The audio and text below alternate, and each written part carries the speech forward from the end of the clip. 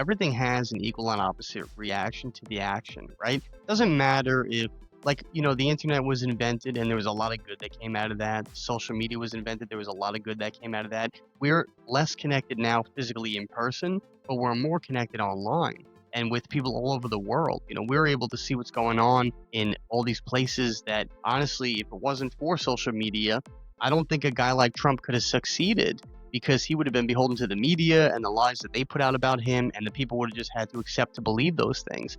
But we were able to see in real time which of those things were true or not true. So there's a good and bad for everything. But social media is also really bad for you, in many ways. And like I just said, it disconnected a lot of us more than connecting us. So it's kind of antisocial at the same time.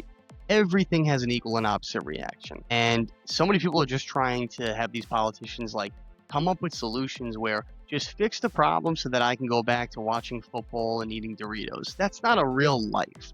Your life should be revolved around, family and purpose and community, giving back to the community, and, paying attention to politics so that you could actually help make this place a better place for your children and grandchildren and your future heirs. That's something that when the founders were deciding to keep fighting the British government, to not have to accept the crown as their god, and not have to bow their knee to the British monarch and pledge allegiance to them, they had to look at their ancestors and say, these people came here with nothing and came to a place that had nothing, and they had to build it all from scratch, everything. And they did it all to have religious freedom and to be able to come to America and start fresh, but at least do it in their way, with freedom to be themselves and freedom to believe in the God that they wanted to believe in. They gave up everything, because at that time,